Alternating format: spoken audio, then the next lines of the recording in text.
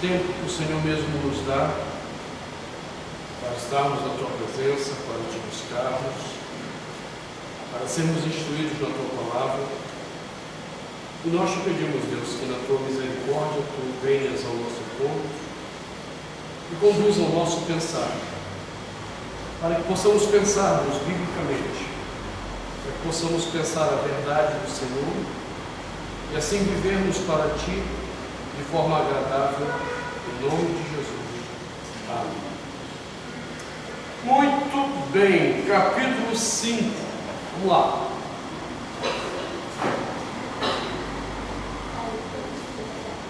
Nós estamos terminando, a cena do problema do livro, a visão do livro, onde o cordeiro se mostra o único capaz de abrir o livro que trata do juízo de Deus sobre a história. E aí no versículo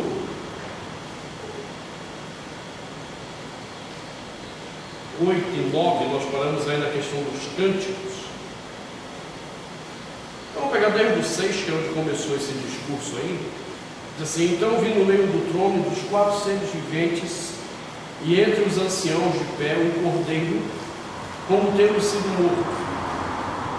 Ele tinha 7 chifres, bem como 7 olhos, que são os 7 Espíritos de Deus, enviados por toda a terra.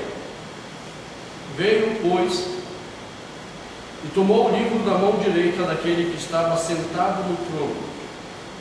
E quando tomou o livro, os 4 seres viventes e os 24 anciãos prostraram-se diante do cordeiro, tendo cada um deles uma harpa e taças de ouro cheias de incenso, que são as orações dos santos.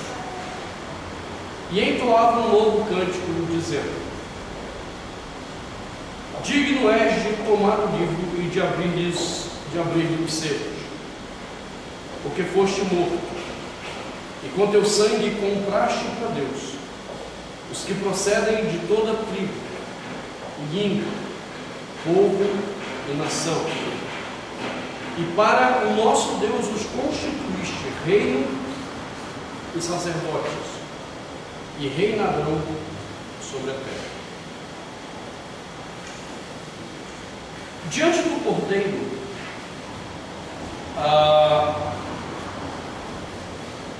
os seres viventes e os 24 anciãos se prostram em adoração e o adoram. E a grande questão é: por que o cordeiro é digno de abrir o selo? Por que após procurar em toda a face do universo, lembre-se que a expressão deles no versículo 3, ora, nem no céu, nem sobre a terra, nem debaixo da terra, ninguém podia abrir o livro. Isso aqui nos refere a todo lugar no cosmos. Se nós tomarmos o universo todo, quem podia abrir o livro? Ninguém. Nós vimos que esse livro, ele aparece lá no profeta Ezequiel, e o único que podia abrir era Deus. E agora ele diz: o Cordeiro de Deus, ele pode abrir o livro. Por quê? Então, diante dessa questão, eles adoram, e após se prostrarem e adorarem com o cântico inicial, dizendo: digno és de tomar o livro. Lembre-se que a palavra grega para tomar aqui refere-se a tirar da mão de. O livro está na mão de quem? De Deus. E o cordeiro é o único que pode chegar diante de Deus e tomar da mão dele o livro que consta o juízo de Deus sobre a história.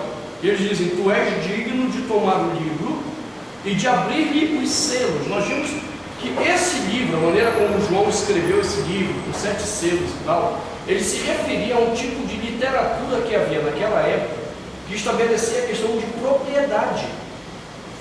E somente os proprietários poderiam abrir os selos do contrato de propriedade que havia naquele livro. E é interessante porque ele diz: o cordeiro é digno de chegar diante de Deus e tomar o livro nas mãos. E ele é digno de abrir os selos, porque ele tem propriedade sobre o conteúdo que está lá. Por que ninguém podia abrir o selo? Porque o conteúdo que está naquele livro não é da propriedade de nenhum homem, não é da propriedade de nenhuma pessoa. E então observe que o cântico que eles vão fazer agora diz: tu és digno porque foste morto. Qual é a primeira dignidade do cordeiro?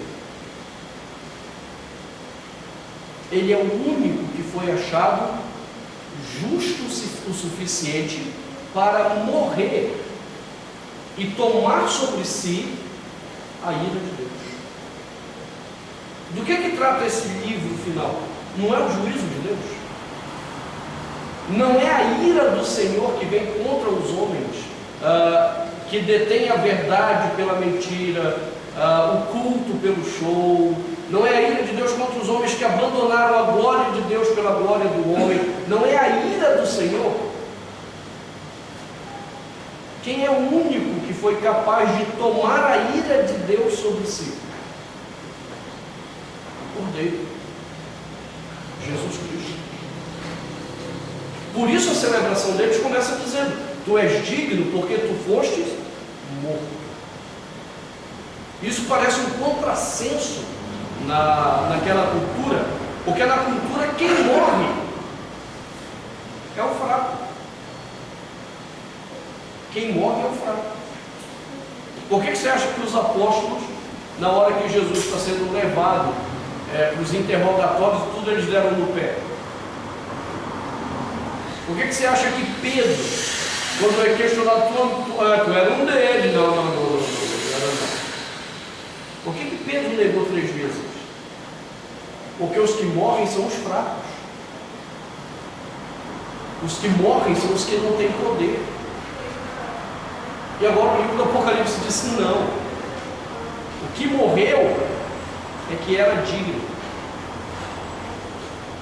Não sei se você está conseguindo entender isso. Se eu morresse para pagar a ira de Deus, eu conseguiria? Não. Por quê? Porque eu não sou justo. Eu não sou justo. Eu sou um pecador miserável,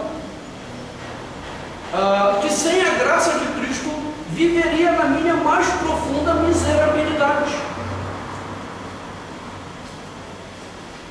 Esses dias atrás eu estava lendo umas frases do Paul Washer. Eu acho interessante como eles aplicam algumas coisas. Assim, quando você fala da graça de Deus, você tem que entender graça salvífica e graça comum. Salvífica, Deus só aplica naqueles que Ele quer salvar. Graça comum, Ele joga todo dia sobre os homens, para que os homens possam viver e possa restringir o mal que os homens são capazes de fazer. Aí ele diz o seguinte: se não fosse a graça comum, os homens seriam como Hitler de forma normal, ou pior do que Hitler. Você entende quem sou eu e quem é você? Quando a gente aponta o dedão para o Hitler, aquele miserável que matou 6 milhões de pessoas, do ponto de vista humano, eu não sou melhor do que Hitler. Eu faria a mesma coisa ou pior, se não fosse a graça comum de Deus, que todo dia restringe o mal para que ele não seja exatamente pleno. Nenhum de nós poderia satisfazer Deus na sua justiça. Por isso ninguém foi achado. Quem é que vai ter condições de chegar diante de Deus e pagar a justiça exigida?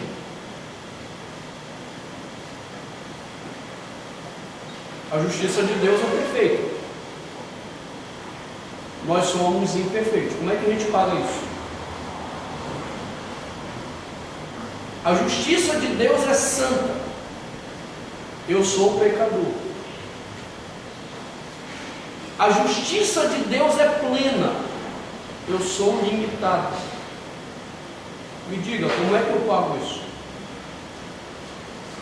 Por isso, os seres viventes e os 24 anciãos, eles estão dizendo: o Cordeiro é digno, porque ele foi morto. A morte dele mostrou a dignidade dele. A dívida que era contra nós foi paga. A ira que era para ser despejada sobre nós foi paga. Porque ele morreu. Porque ele morreu. Aí, eu ainda tenho que ouvir algumas besteiras por aí. Hoje à tarde, antes de vir para cá, estava conversando com o Dr. José Roberto. Daqui a pouco ele veio para o culto. O Zé Roberto, ele é especialista em literatura apocalíptica. Ele é doutor em ciência da religião, com pesquisa na literatura do mundo bíblico e especificamente a literatura apocalíptica. Você imaginar esses livros Apocalipse, Enoque e tal? Ele leu tudo. Ele leu tudo. Então a gente estava trocando algumas ideias e eu estava falando com ele sobre a questão da cruz. É que às vezes eu tenho que ouvir umas abobrinhas do tipo, quando eu vou em alguma igreja da escuta que eu vou a rigor, né? A caráter. A primeira besteira assim, a pessoa está fazendo com a camisa de padre.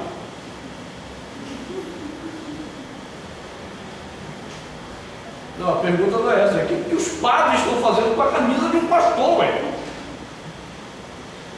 Isso aqui é camisa de pastor.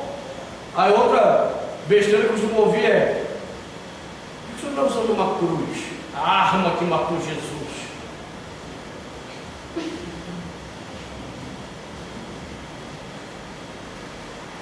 Talvez primeiro porque foi Deus que colocou ele na cruz.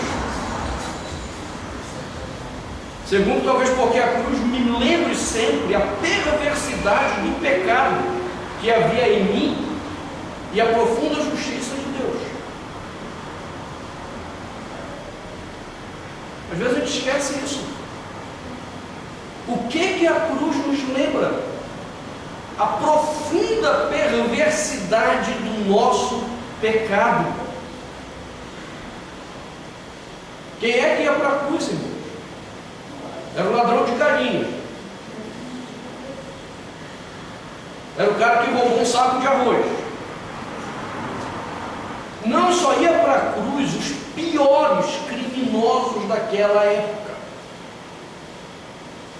Os dois que estão lá na cruz com Jesus não são ladrões, como os tradutores colocaram. A palavra grega é muito clara, de que eram insurrecionistas. Os cabras eram terroristas da época deles. Só ia gente daquele tipo. E o que a cruz está me lembrando? Olha que tipo de pessoa é você. Quando eu olho para a cruz, eu vejo quem eu sou. E é na cruz que eu vejo a capacidade de Deus amar e ainda perdoar miseráveis como nós. Agora, quem podia ter feito isso? Por isso os 24 anciãos, os seres viventes, estão dizendo: digno és de tomar o livro, abrir-lhes os selos, porque foste morto. Você era o único, você Cordeiro, Cordeiro de Deus, que tira o pecado do mundo. Você era o único capaz de morrer e satisfazer a justiça de Deus. Essa é a primeira razão por que ele pode abrir, tomar o livro e abrir o selo. Alguma dúvida aí nesse primeiro ponto? Não? Legal. És digno porque foste morto e com teu sangue compraste para Deus. Aqui é uma questão bem interessante. Todos nós somos por criação de Deus. Todos nós. Porque somos imagem de Deus, todos prestaremos contas diante de Deus com a nossa imagem, com a imagem de Deus que está em nós e o que fizemos com ela. Então, em que sentido nós fomos comprados pelo sangue de Jesus se nós já éramos de Deus mesmo? Estão entendendo essa questão? Todos os homens nascem sendo de Deus. Não importa se é salvo, eleito ou não, todos nascem pertencendo a Deus. O que quer dizer com a frase, e com teu sangue compraste?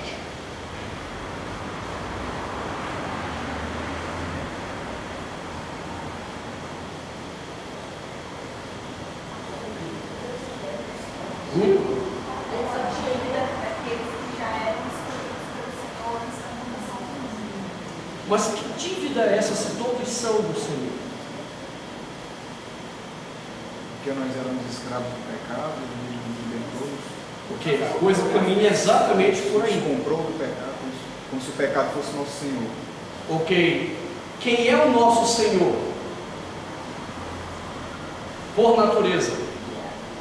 O pecado. É aqui que tem uma teologia maluca por aí, que diz que o nosso Senhor é o diabo. Que Cristo foi lá e pagou para o diabo o preço do resgate, não sei o quê. É uma heresia atrás da outra.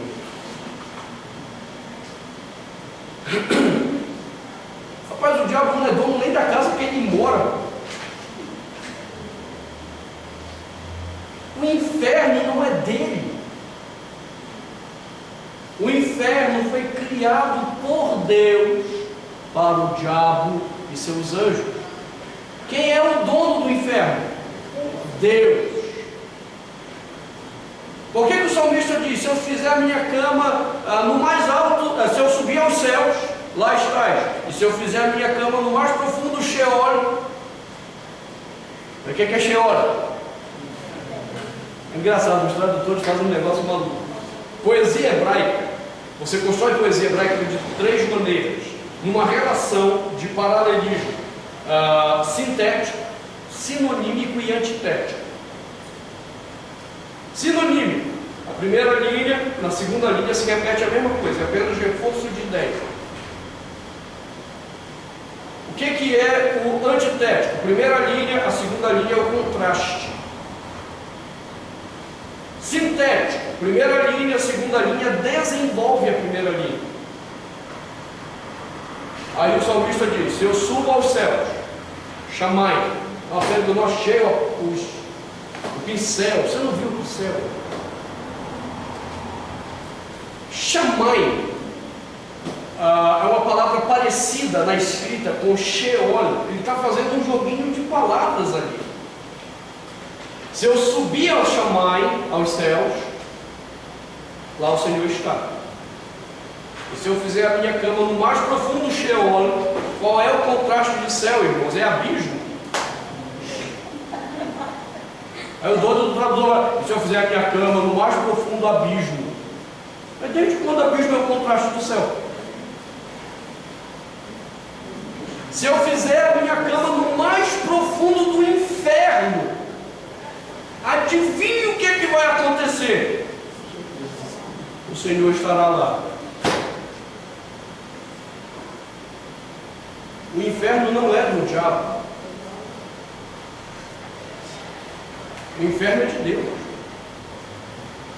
É lugar que Ele criou para aprisionar o diabo, seus demônios e todos os que se rebelam contra a palavra de Deus.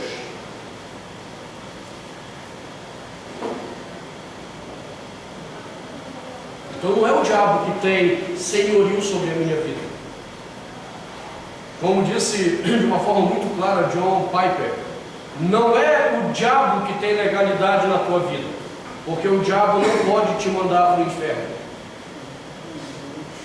É o pecado que tem legalidade na tua vida, porque é o pecado que te leva ao inferno. Então, o senhorio que rouba o senhorio do Senhor na nossa vida é o pecado.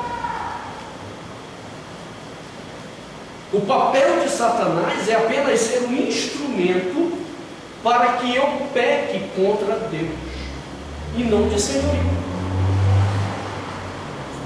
Então, quando o texto diz: tu és digno porque foste morto e com teu sangue compraste para Deus, o que é que ele está falando? É uma figura de linguagem, é uma metáfora que ele utiliza aqui para dizer o seguinte: o cordeiro tirou o domínio da vontade, o domínio da vontade pecaminosa que havia em mim e me trouxe a Deus. É nesse sentido que eu fui comprado. Ele pagou um preço para que eu agora obedeça a Deus e não mais o meu pecado. Por isso ele é digno. Quem tem o poder de mudar o nosso coração? Só Jesus. Só Jesus.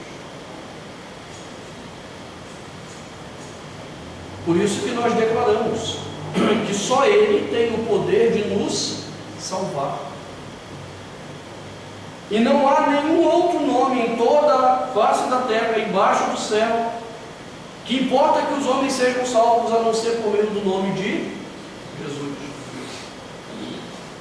E todo que invocar o nome do Senhor Jesus aqui será salvo.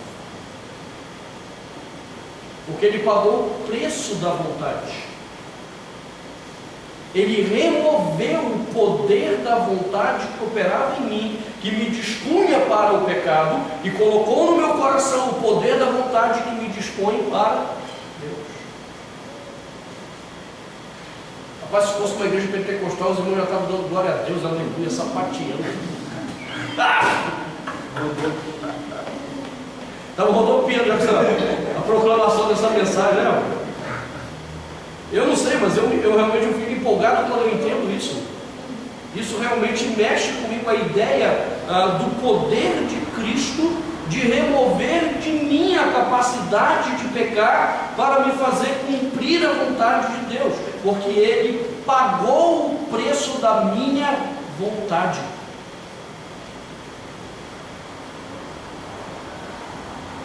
Então Ele é digno. Ele não só morreu e cumpriu a justiça, mas Ele também pagou o preço da minha vontade. E aí, os seres viventes, os 24 anciãos, vão celebrar ainda dizendo: quem são estes que foram comprados para Deus? Os que procedem de toda tribo.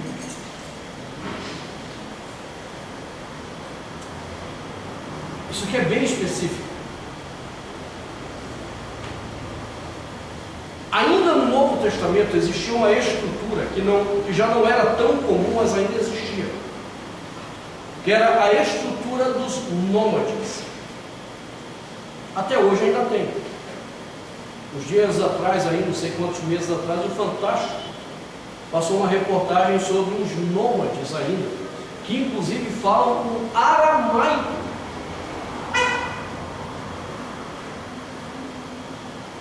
A estrutura nômade, aí que falta agora, porque sabe Deus não foi parado,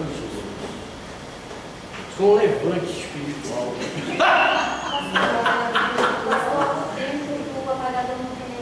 Irmã, eu não consegui, não. Tá vendo? Se tinha com levante. Dentro da estrutura nômade, você tem a figura central do patriarca. Ao redor desse patriarca, os filhos que formam as tribos. E agora ele diz que Jesus comprou tribos. Dá para você entender isso dentro de famílias.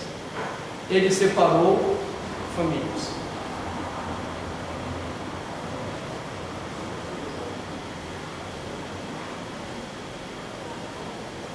Dá para entender o que isso significa? Que não necessariamente a tua família será salva, mas os teus descendentes são incluídos no pacto. São coisas diferentes.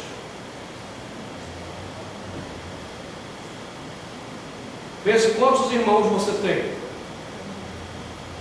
A menos que seus pais sejam pais da aliança, Deus não tem compromisso com nenhum dos seus irmãos. Se seus pais são da aliança, Deus tem compromisso de salvar todos os teus irmãos. Dá para entender essa questão? Mas meus pais não são da aliança. Meus irmãos são um bando de perdidos. E o Senhor me encontrou, porque Ele comprou os que procedem de tribos. Dentro de famílias perdidas, Ele quis salvar tribos.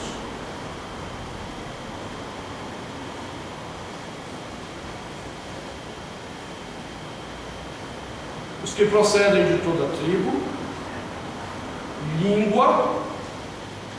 Por que língua?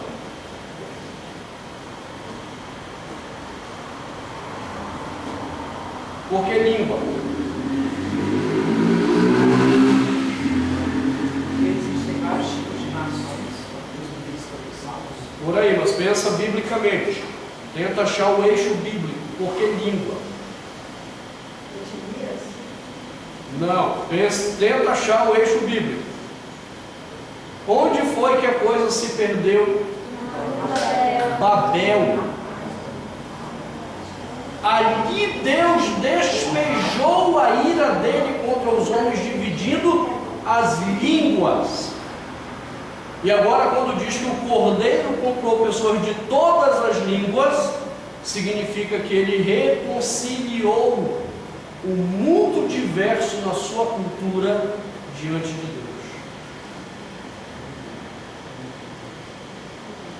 Não foi isso que aconteceu em Pentecostes? Pentecostes é o lugar da reconciliação de Babel. Eles estavam lá, o Espírito Santo desceu e eles os ouviram falando em suas próprias línguas. Era a mesma coisa que aconteceu antes da divisão das línguas. Antes da divisão das línguas. Na divisão das línguas, o homem está subindo com a torre. E Deus então desce para dividir as línguas. Agora o homem em Pentecostes está prostrado, ele não está subindo a lugar nenhum. Eles estão ajoelhados em oração. E então Deus desce com o Espírito e distribui as línguas para que o Evangelho seja entendido a todos os povos que estavam presentes ali. Olha que coisa fantástica. E aí o que é que João está dizendo? Isso só foi possível porque o Cordeiro comprou pessoas de todas as línguas.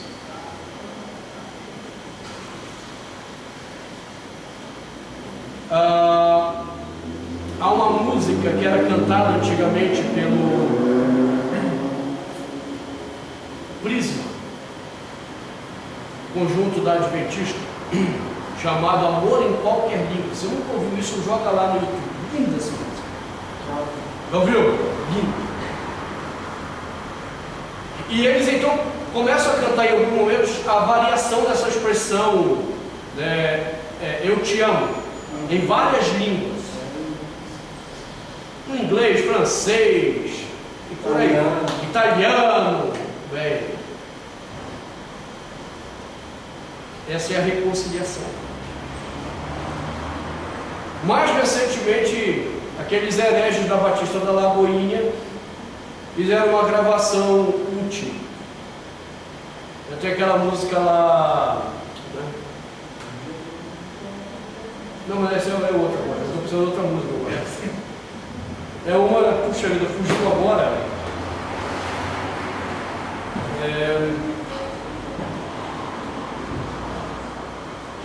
Tipo, eu te louvarei para sempre, alguma coisa assim.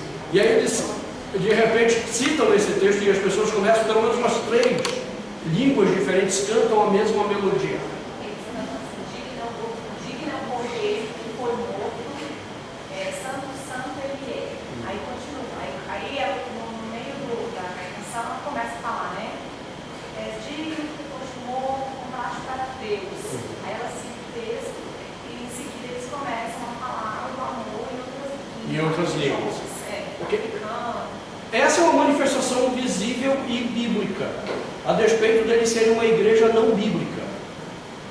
Veja como Deus é. Deus usa a loucura dos homens para revelar ainda a sua verdade. É exatamente isso. Deus vai ao encontro por meio da obra do Cordeiro em todas as línguas para trazer homens a Deus. Por isso ele é digno. Ele não vai abrir um livro que conta a história e o juízo de Deus na história sem que ele primeiro tenha incluído tribos, línguas. Aí agora ele diz povo, palavra grega, etnia.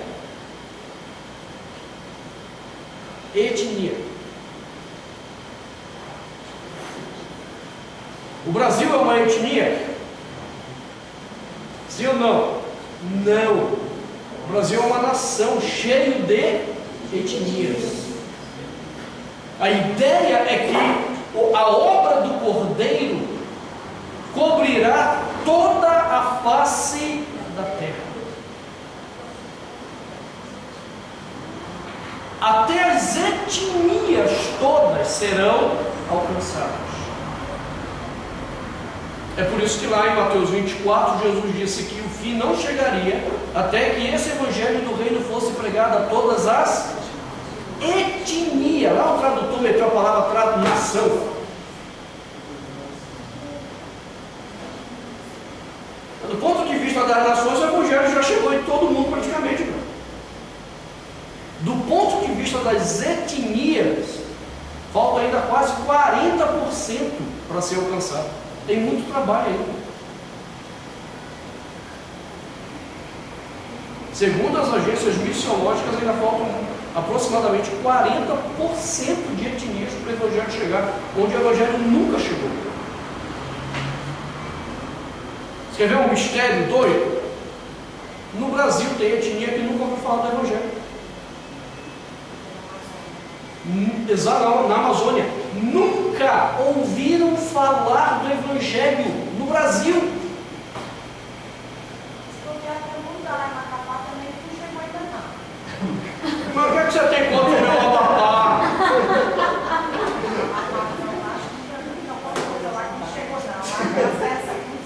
Isso é um preconceito étnico, irmão. Olha aí.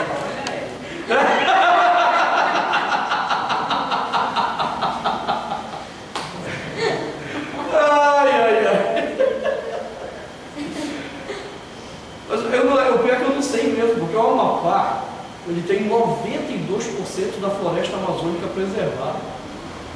Sabe Deus e o que tem lá por dentro. Dinossauro. Bem pensado. Olha, é possível. Se você acredita que os dinossauros estão extintos, você foi engolido pela teoria mentirosa da teoria da evolução. Procura lá no Google, Mokele Mbembe, o dinossauro da África, que os caras já tiveram os indícios, os caras estão atrás dele. O mistério é grande, tem muita coisa para se revelar ainda. Não só as etnias, aí ele completa a nação. Ele comprou povos, né? Os que procedem de toda a tribo, um grupo específico dentro de família, língua, cultura, povo, etnia e nação. A palavra nação aqui, ela deve ser entendida dentro dos conceitos imperiais. Eles não tinham a estrutura de nação que nós temos hoje. O máximo que eles conheciam da palavra grega eram os impérios. O que é que João está falando? Os irmãozinhos aqui do Apocalipse estavam sendo perseguidos por quem, irmãos? Pelo império. E lá na frente ele vai mostrar que o sofrimento deles, a morte deles, a perseguição deles é para que o Senhor pudesse alcançar o império e aqueles que ele escolheu para salvar. Porque ele também salvou pessoas dentro daquele império que agora os perseguia. O que acontece na China, né? Ok? Exatamente. E como os irmãos devem reagir quando estão num contexto desse? Com ódio dos perseguidores? Não, porque amanhã esse perseguidor pode ser o teu irmão. Um testemunho muito forte que eu li na minha adolescência, marcou muito a minha vida, foi o livro de Corrie ten Boom. Corrie ten Boom escreveu um livro chamado Refúgio Secreto. Quem nunca leu esse livro deveria ler esse livro. Quem já assistiu o filme deveria abandonar o filme e ler o livro. Isso é uma porcaria. É ruim a produção dele. Agora o livro... Corrie, ela era uma holandesa cuja família fez um quartinho secreto para esconder os judeus na perseguição da Segunda Guerra Mundial.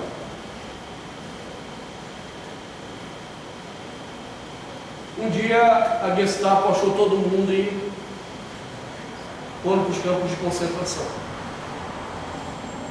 O pai dela, já de idade, não aguentou e morreu. A irmã dela, que estava presa com ela, ela viu a irmã sofrer, e ela, junto com a irmã, ser torturada, ela viu a irmã morrer. Uma semana antes da guerra acabar, ela foi condenada à execução também. E por um milagre, essa carta não apareceu no comando lá do campo de concentração onde ela estava. E levaram os outros e ela ficou. Semana seguinte a guerra acabou. Corrie então passou a falar sobre o amor de Deus nos campos de concentração. Como eles viam ainda o amor de Deus em meio àquela desgraça toda. E aí um dia ela estava falando do perdão de Deus numa igreja.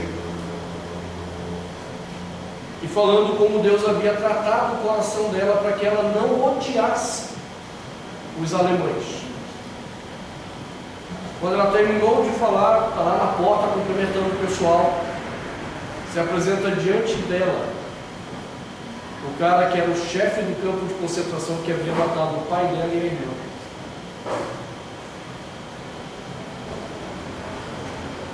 E o cara, em lágrimas, agradece a ela por ter perdoado o que ele havia feito no campo de concentração.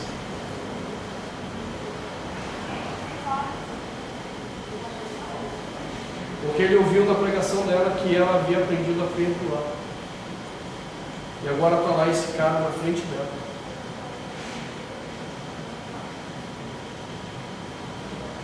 E ela conta como o coração dela quis trazer à baila a maldade que ele havia praticado. E ela lembrou de como Cristo havia perdoado.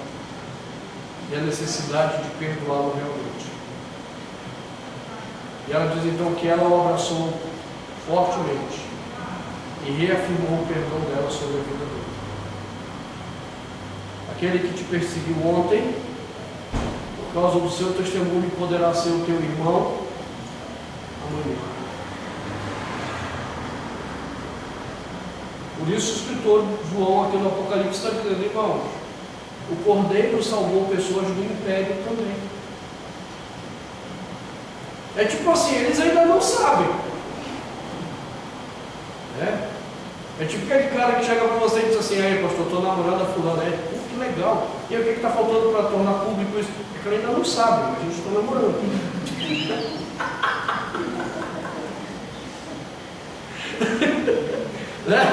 Assim é a obra do Cordeiro, irmão. Os caras não sabem, mas eles já foram escolhidos. Eles já foram mortos com o Cordeiro na cruz. Eles já ressuscitaram com o Cordeiro, mas ainda não sabem. E aí vai chegar a hora que o Senhor vai revelar, olha, você já foi tratado na cruz. Você já foi perdoado na cruz.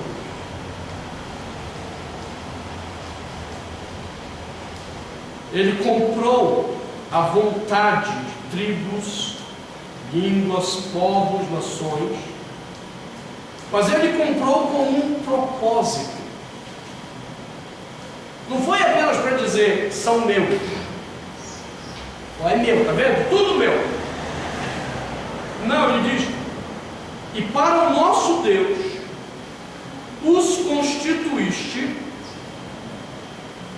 reino e sacerdócio. Vamos voltar um ponto aqui. Tudo, absolutamente tudo, pertence ao reino de Deus. Não existem dois reinos. Não existe o reino do bem, nem o reino do mal. Só existe o reino de Deus. Quando você começa a acreditar que existem dois reinos, reino do bem e reino do mal, você é maniqueísta. É o maniqueísmo que crê que existem dois reinos em oposição. Maniqueísmo é heresia da religiosidade persa. Nós somos cristãos e a nossa origem não é persa, é judaica. Então essa ideia de dois reinos é heresia pura. Há apenas um reino, o reino de Deus. Dentro do reino de Deus existe oposição.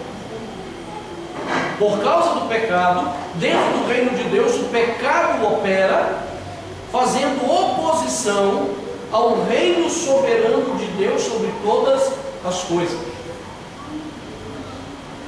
Então, de uma forma muito simples, o que é o reino de Deus? O reino de Deus é tudo aquilo que Deus criou para Ele, Deus, governar soberanamente. Deus criou o céu? Sim, então é reino dele.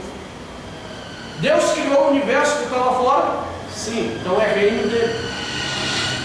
Deus criou o nosso planeta dentro do cosmos e nos criou? Sim, é reino de Deus. Deus criou o inferno? Sim, então o inferno é reino de Deus.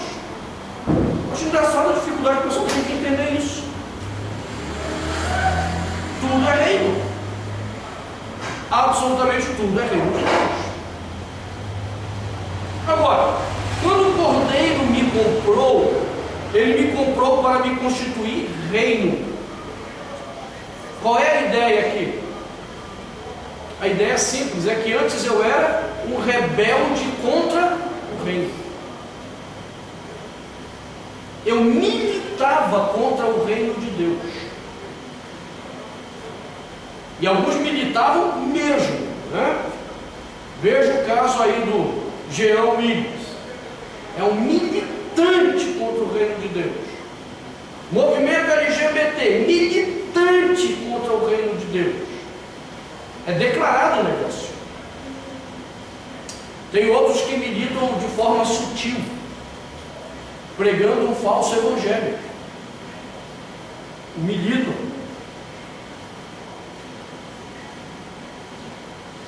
Quando nós somos comprados, nós nos constituímos agora reino. O que é que significa? Nós nos colocamos debaixo da soberania plena de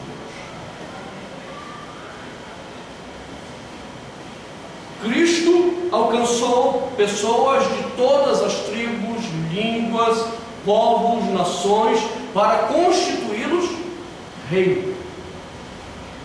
Pessoas que estão dispostas a obedecer ao Senhor. Cumprir, como a gente canta naquela canção, cumprir todo o seu querer.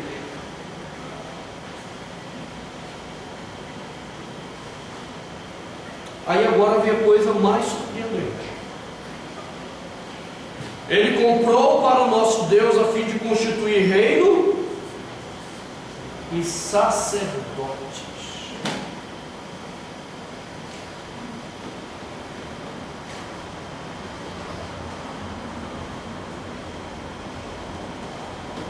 Quando Deus tirou Israel do Egito, Deus os chamou para ser uma nação de sacerdotes. Uma nação que serviria a Deus com tudo o que tinha, com todo o seu ser. Porém, Deus, na sua infinita sabedoria, sabia quem era Israel. E Ele então constituiu um serviço sacerdotal, porque Israel não seria uma nação de sacerdotes.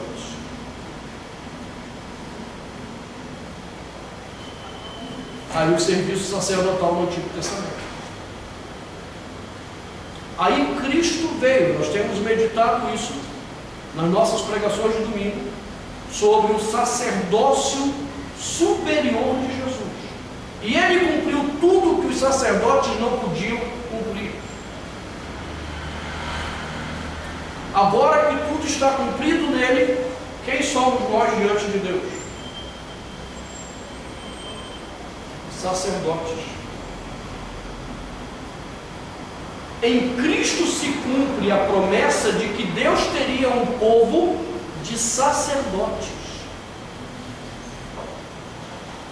Pessoas que por meio do Evangelho, ao anúncio do Evangelho, fazem a mediação dos homens sem Deus diante de Deus.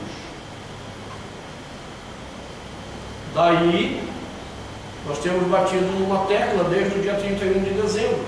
Nós não temos sacerdotes além de Jesus. Porque todos nós somos sacerdotes do reino de Deus. Foi isso que os reformadores entenderam e expuseram então a doutrina do sacerdócio universal de todos os crentes. Os sacerdotes serviam a Deus de forma diferentes, de acordo com os dons e as funções que lhes eram atribuídas. E nós servimos a Deus de formas diferentes, de acordo com os dons que Deus nos deu. E quando servimos a Deus com os nossos dons, nós exercemos o serviço sacerdotal. Daí a pergunta: de onde é essa maluquice de levitas na casa de Deus nos dias de hoje?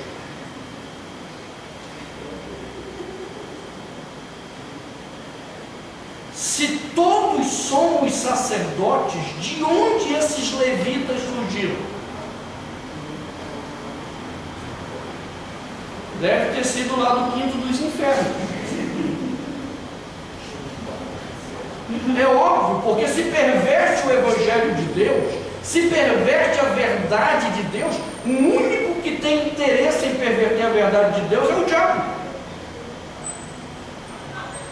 Desde o início o diabo teve interesse de perverter a verdade de Deus. Foi assim que Deus disse. Ah não, porque Deus sabe que no dia que estava endemoniado esse capeta, viu?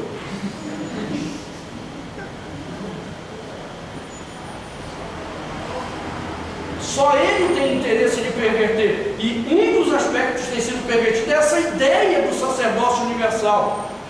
Nós temos um único sacerdote, supremo, superior em tudo. E todos nós o servimos como sacerdote. Logo, nós não podemos ter dependência espiritual de ninguém.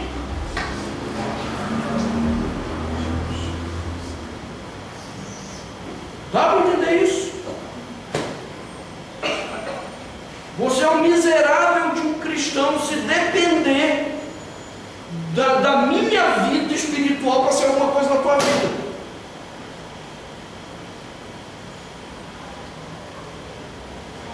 Eu sou da igreja do pastor Ayrton, eu sou debaixo da cobertura espiritual dele. Coitado. Você está lascado. Além de ser um baita de um herege. Porque nós só temos um sacerdote. Cristo Jesus. E todos nós o servimos como sacerdotes no mundo. Toda a nossa vida é vivida como sacerdócio para Deus. Como você vive a sua vida familiar? Como sacerdócio para Deus. Como você vive o seu trabalho? Como sacerdócio para Deus. Como você vive o seu lazer? Um bando de crente aí jogando bola que esqueceu o sacerdócio. É cada palavrão às vezes no jogo de futebol que até o diabo arrepia. Não é? O cara esqueceu que até o lazer dele é sacerdócio vivido para Deus.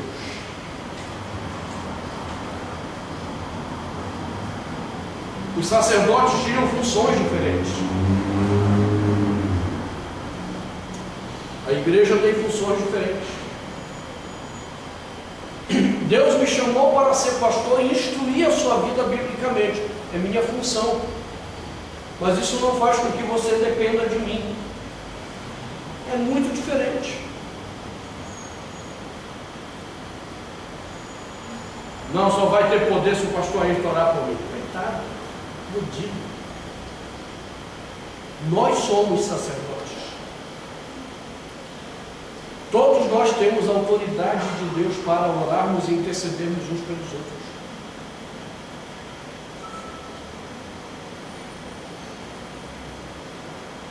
É óbvio que as igrejas não querem que você saiba disso. Isso solta o cabresto que eles colocaram nas pessoas. Mas o texto diz que nós somos constituídos sacerdotes para Deus. Agora só não permite que isso vire casa da mãe Joana. Os sacerdotes tinham funções diferentes. E nós temos que saber respeitar cada um das funções que é mediante os dons que Deus lhe deu. Falava com o professor Zé Roberto, pastor Zé Roberto, dizendo, cara, a gente falando sobre a igreja e a sembiose. Deus me deu a graça de ver. Enquanto o pessoal está preocupado com a vinda do MEC aqui dia 22 de abril, eu estou lá daqui a 15 anos já na minha cabeça, vendo o que vai acontecer. Eu sei para onde a coisa vai, porque Deus me deu esse dom da visão. Agora, o que Deus não me deu? O dom da administração. Então eu sei para onde a coisa vai. E aí eu tenho que me cercar de pessoas que Deus deu outros dons para a coisa acontecer. Você entende? Somos sacerdotes com dons diferentes. E quando a gente não entende isso, só sai besteira.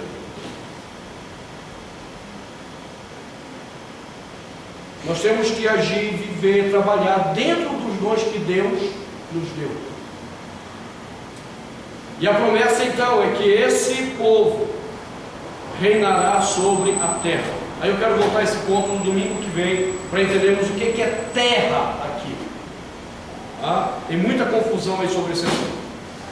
Vamos nos preparar para o culto. Deus abençoe a todos. Todos nos visitando. Espero que fiquem para o culto. Vamos, 7 horas celebrar esse culto.